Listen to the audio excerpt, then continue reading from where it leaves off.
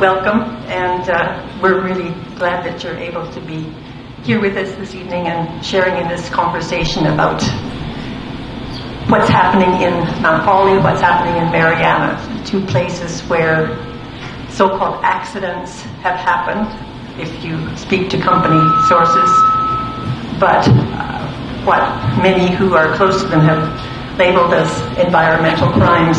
I think it was only appropriate when we're having a discussion of this sort to start by acknowledging that we're meeting on indigenous land, on the land of the dish with one spoon territory. This is, of course, a vast territory stretching from the Great Lakes well into Quebec and then from Lake Simcoe into the U.S. And the treaty that created this territory between the Anishinaabe, Mississauga, and Haudenosaunee people bound them to this territory to share it and to protect it. Over the years, as others have come into the territory, other indigenous nations, Europeans, all newcomers, they've arrived in the territory and then been invited into this treaty in the spirit of peace and friendship and respect. So we open the evening with this acknowledgement of indigenous presence and assertion of sovereignty. I think it's also appropriate to acknowledge this very special space we're in tonight, this newly opened different book list and cultural centre. Canada has not only a history of settler colonialism that has robbed indigenous people of their land. The colonial era here in Canada also included a history of slavery, with oppression of black people dating back to the 17th century and continuing to the struggles of black people today and the kind of issues that Black Lives Matter is taking up. This bookstore has been a focal point for the black community in Toronto over the years.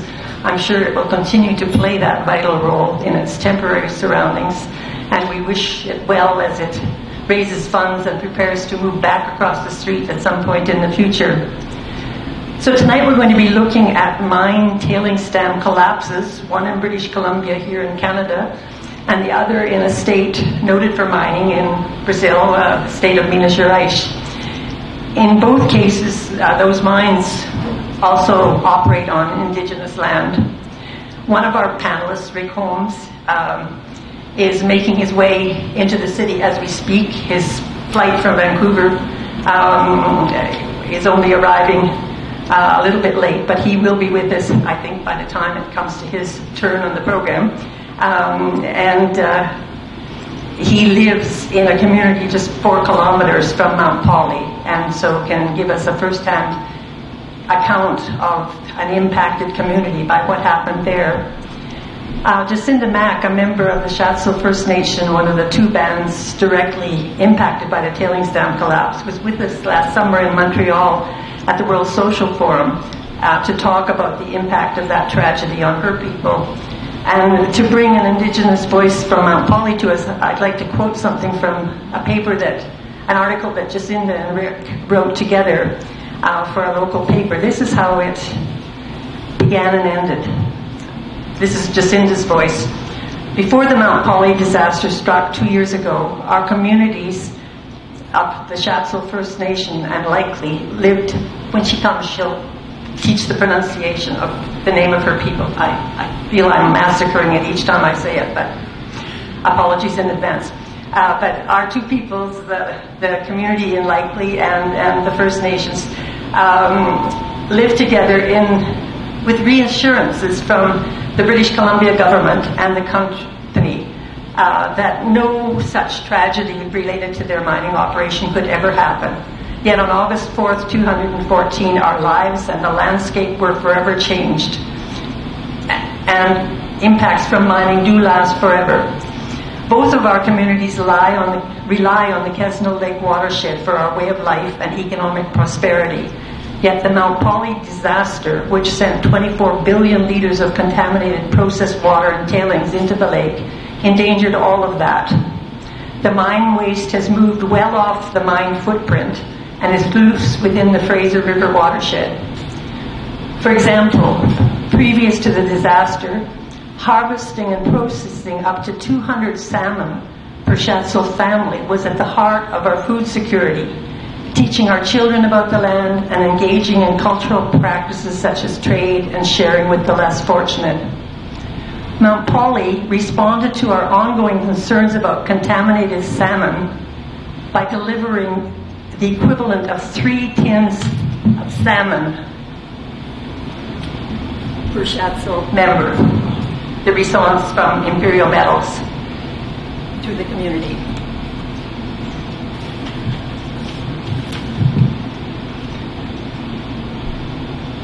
The total lack of understanding and inadequate response from a company who boasts excellent First Nations relationships is stunning and revealing. Likely, and Schatzel remain deeply concerned about water and the ongoing effects of the spill. The precedents being set now will impact future disasters and how they are addressed. We almost demand that health and safety be put before one company's profits, that sustainable economies be supported, and that local communities have decision-making power over their own future. Schatzel and Likely know that it's easy to be good neighbours when you respect and understand each other. It's time for the mining industry and the BC government to act in the best interest of impacted communities and ecosystems, not just the bottom line. So that from Jacinda and Rick at the 2-year anniversary of the mine spill.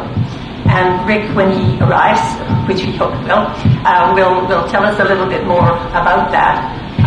But I think what's striking is that just a little more than a year after that spill in Canada, which was the largest mining disaster, environmental disaster that we've had here, there was an even bigger mining disaster in Brazil, and we have Bruno Milanez with us this evening.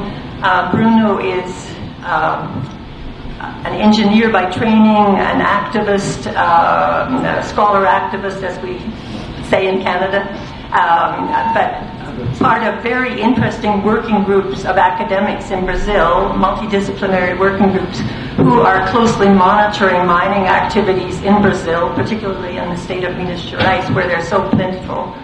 And so when this tragedy happened, we were able to respond very quickly with contacts already made with local communities, with social movements working in the mining area.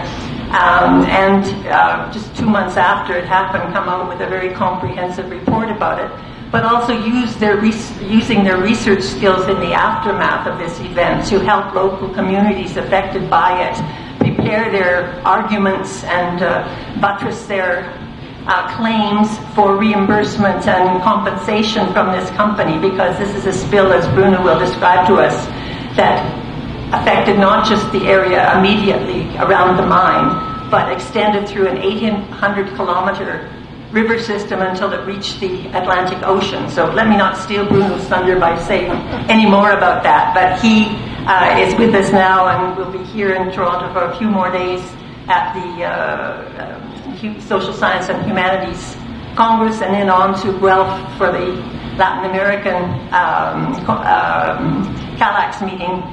So Bruno, welcome, and I'll turn the microphone over to you.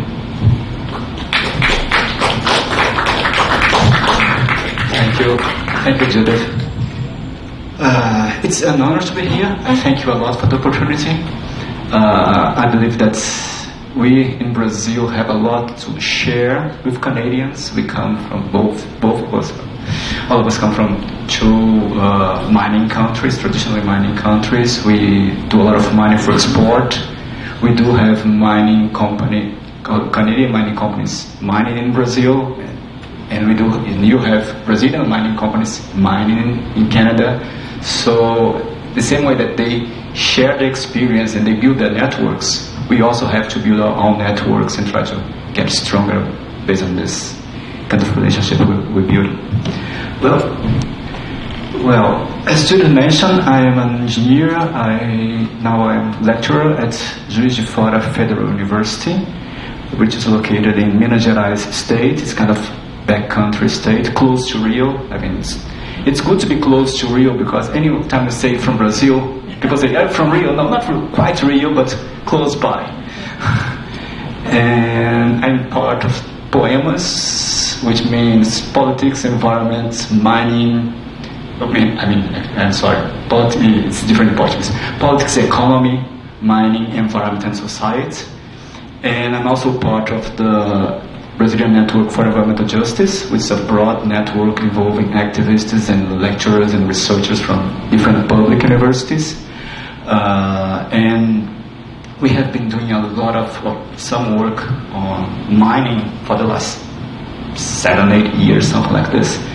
And I'm kind of 300 kilometers from Mariana, where the dam collapsed. And, once you're studying mining and something like this happens, you just have to get there and see what's happening, what's going on, and try to give some support.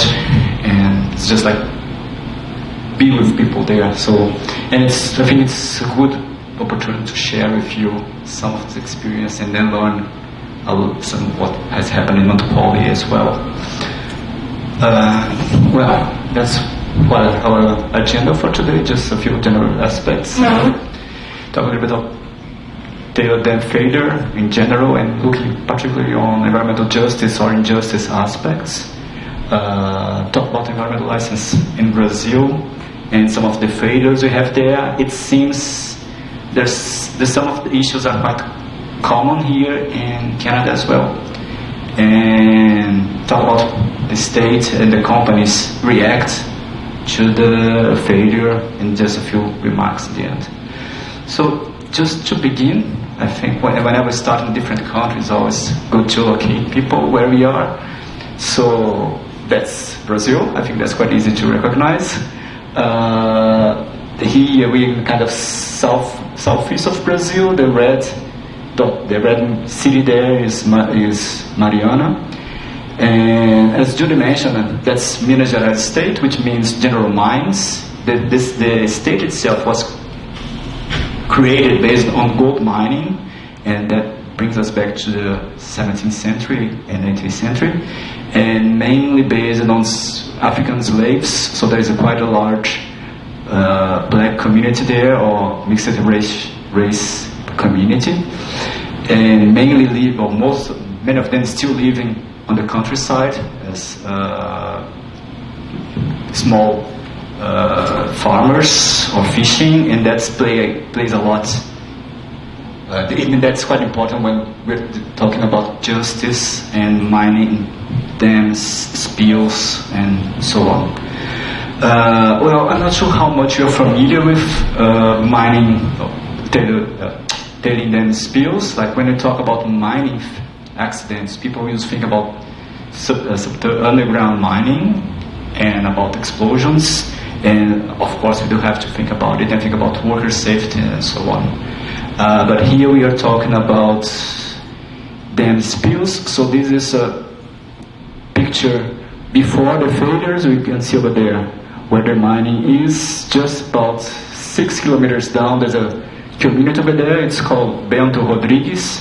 I will repeat this name quite often during the meeting, during our talk, because it was the main affected community. So this was before, this was after, and that was how the community looked like afterwards. So that's what it means to have tailing them just upstreams from you, and everything's just destroyed, and you have to try to recover whatever was left later on. But one of the important things, or the main lesson that we should have learned based on the case of Fundao, Fundao is the name of the dam, is that it's whenever the dam failure, all the tailings will just go downstream. If there is nothing to stop, just go on and on and on. So actually, if the images of Bento Rodrigues are quite shocking, they are indeed. The accident didn't stop there, and that was one of the main failures of the environmental impact assessments, because when they tried to define which would be, in the case of failure, the impacted area, they said, okay, it's going to be maybe Mariana, municipality, and some people over there or downstreams, but they would never assume or never recognize actually that it could compromise the whole catchment, and we are talking about 600, almost 700 kilometers. So just to put it in perspective, imagine that you have a dam nearby here in Prince Edward. It means that the Tailings would reach Quebec City. So imagine you live in Quebec City and your life is completely changed because of something that happened 670 kilometers upstream. So you would never imagine that. And imagine living there in Quebec, having, for example, not being able to get water to drink and not being recognized as impacted, or not being able to fish anymore and not being recognized as impacted or being recognized to receive compensation. That's the kind of situation people are living in Brazil, or in Regência, which is just on the coast, but all along the river. We are talking about, well, after the failure, we had 1,200 people who had to be evacuated. We had about 13 cities which have to close the water supply system because they used to collect water from the river. And one of the cities has about 280,000 inhabitants. So from one day to the other, almost 300,000 people don't have water to drink. And the army had to get into there and start to distribute water and organize queues, and people started stealing water ones from the others because they didn't have water to drink.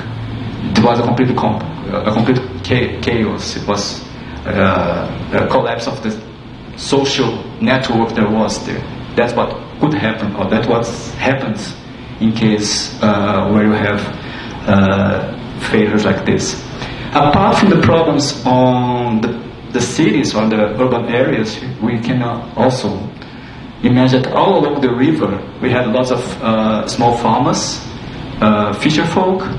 There is an indigenous community, the CERLAC, who are just over here. And there are also two other indigenous communities on the coast, and they were also affected. And for the CERLAC, which the rivers kind of course is the main provider of everything, of the fish they eat, and most of their spirituality is related to the river. And that, I think, one of the image that it really struck me. I guess most of you have at some stage seen Brazilian native people, and they're always related to the water. If you imagine you have the image of Amazon native people, it's just like, okay, you have the indigenous kids just swimming and playing on the water. So this CERLAC, the kids cannot learn to swim anymore. Like now they have to, they brought like plastic swimming pools, and the kids play on plastic swimming pools. So how can you imagine what the impact of a tradition when native people learn to swim in plastic swimming pools? That's what's happening there. So that's how big or how great can be the impact of a failure like this. Judith mentioned Mount Polley. Just to put them in perspective, we are here talking about the two largest failure dams in the world. So it's not something it doesn't happen by chance. Actually, there are a few studies that have indicated that the failures will become bigger and bigger, and it seems that neither companies nor governments are getting ready for that, and we might be able to discuss a little bit more about this later on. So that's just a brief introduction, or not so brief as you might expect, but bringing to some environmental justice or injustice aspects, I just want to bring some data. I have this problem that, as Judith mentioned, I have my background on engineering, so I do need graphics to communicate, so I apologize for that, but I think they can tell lots of stories. So this data, it shows the number of tailing dam failures. TDF is for tailings dam failures in the world since late 50s. And we see that in a way the general amounts reducing, which is good, but we see from the 90s on a transference from this failure from the global north, the rich countries, or any name you want to use, to the south. And that's in parts related to the expansion of big mining, large-scale mining to the south.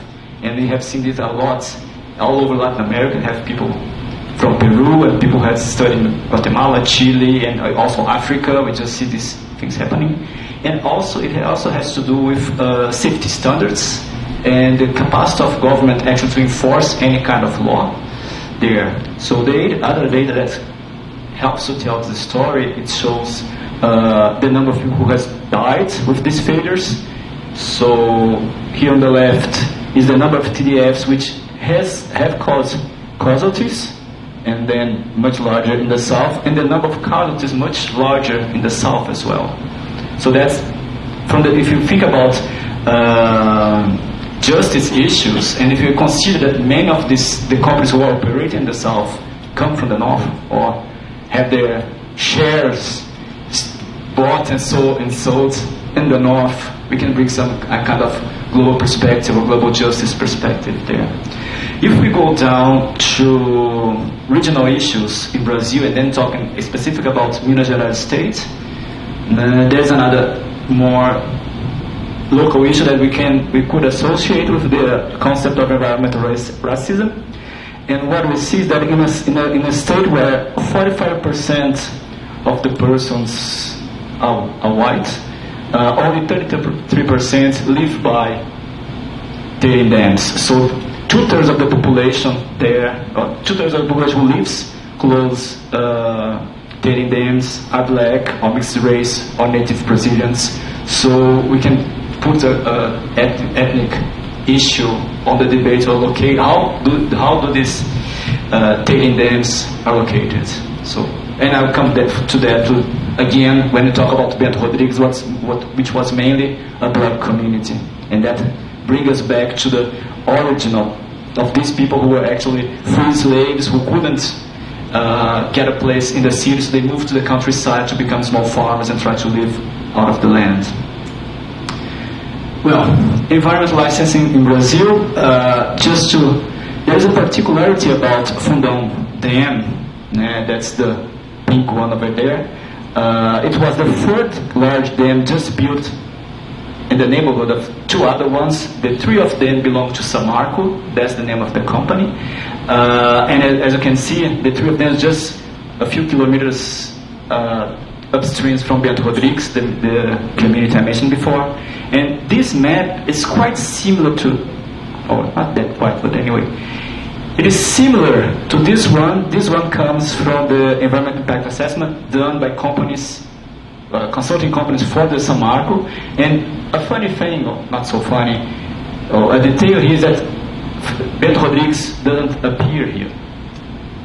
And I mean, it's mentioned, but this map they use to justify where they would build the third dam. That was in 2005, and they presented three options. They could do in Natividade, down here, in Brumado, and in Fundao. They said that Brazilian legislation obliges the companies to present three alternatives, and the company presented these three, and they said, I can't do it in Natividade because it's an ecological area, so it's not available, but that's kind of justifiable. They said, we can't do it in Brumado, because Brumado is going to be our next dam. We have already planned to build another dam there, so that makes no point to it now. So the best place is Fundao, because in Fundao we can recirculate water from Fundao and Germano, that was the other one that exists there, and that will help us save money. And that was the main justification for building there. And they didn't take in consideration that Fundao was the only one that if it would have a failure, it would just flow into Bento Rodrigues. And also, there is another dam here, which is Santarém. So actually, with a failure in Fundao, Santarém could have had a failure as well and have two dams come down at the same time, and kind of domino effect. These things were mentioned in the assessment but not taken consideration in the decision, and that's quite a strong thing to mention. And we have to think that, as I mentioned before, Bento Rodrigues, which was the first city to be impacted, the pictures I showed were all from there. It had about 85% of black people.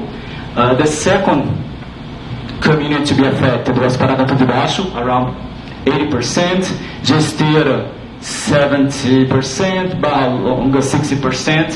So there is almost a gradient of the closer you get to the dam, the blacker, if I can say that in English, is the community. So again, another issue to be debated. And how actually invisible these communities were when all the assessment was done. This is a piece from the assessment itself. They say that there is a risk of failure, but it is improbable. And because it's improbable, we can just do whatever we want.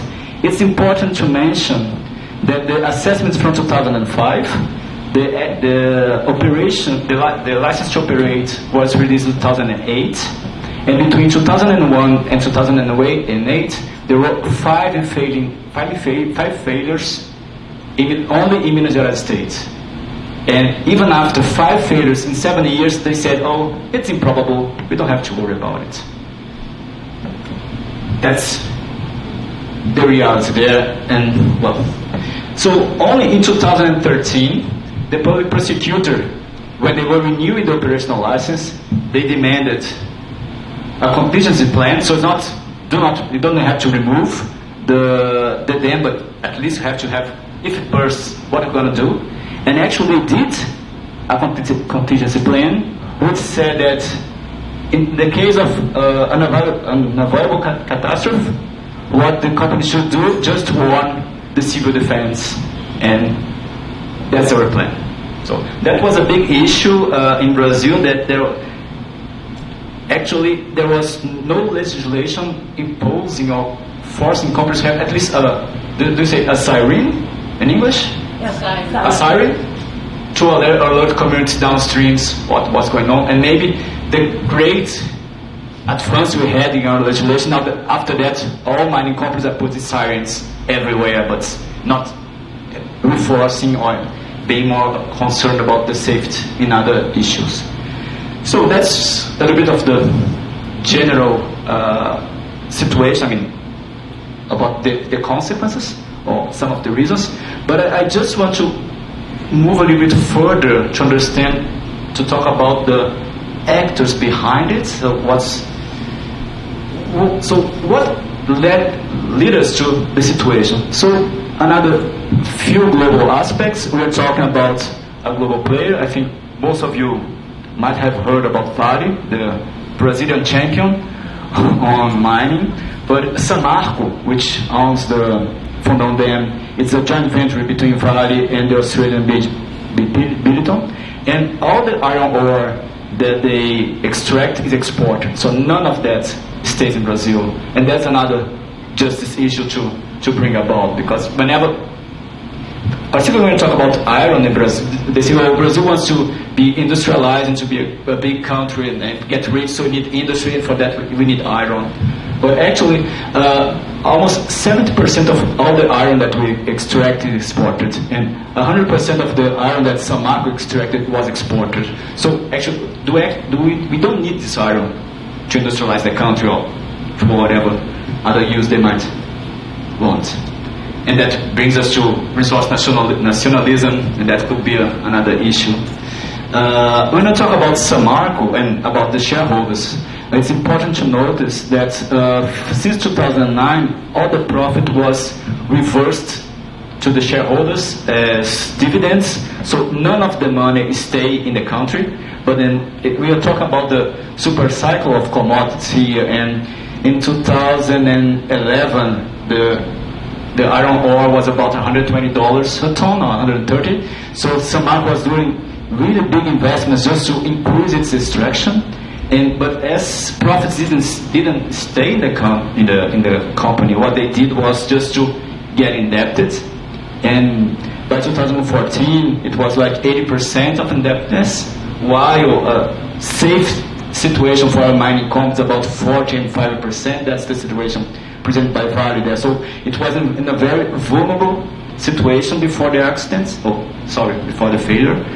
And what we had to do is start to force to reduce costs. And the way they reduce costs in Brazil mainly is by outsourcing, by reducing safety and health and safety issues, and reducing maintenance.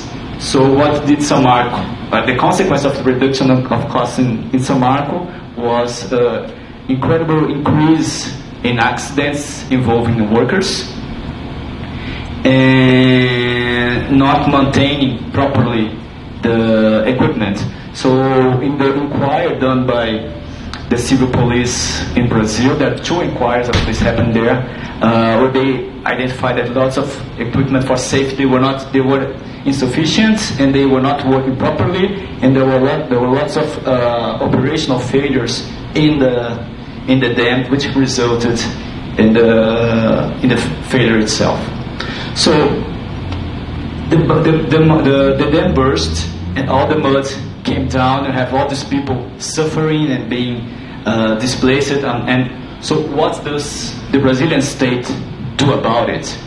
I have to just make a small remark here about the process that we have in Brazil that's quite important. This is data from our 2014 election, just the year before the failure. And actually, Dilma Rousseff was the elected president. She received 14 million reais for her campaign from Vale. And that's about, divided by 3, so it's going to be like $4.5 million for her personal campaign. Because her party, PT, or the Labour's Party, it received almost 20 million reals for the deputies and senators and governors campaign. I asked you next, who was the second one, and he was from PSDB. He received 3 million, about $1 million. So, and then we'll talk about the center-left labor and the right labor. Vale just funds anyone. It's not a matter of ideology, of preferring one side or the other. It's just make sure that the ones who get to power, it's on their side. In 2015, fortunately, our Supreme Court said that it's unconstitutional that companies finance candidates. They can only finance parties now. That's an advance at least. But it didn't change. Or it changed a little bit the game, the rule of the game, but not the game itself.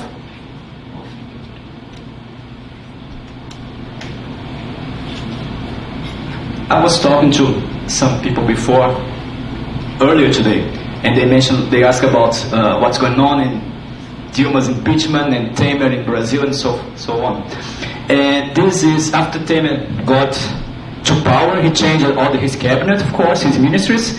And in the mining and energy ministry, we had a secretary of geology who is responsible for all the mining aspects, and he's this guy, Vicente Lobo. He's an ex-director of Vale, and he has 4 directors under his secretary. 2 of them are ex-Vale employees, and 2 are ex-Vale consultants.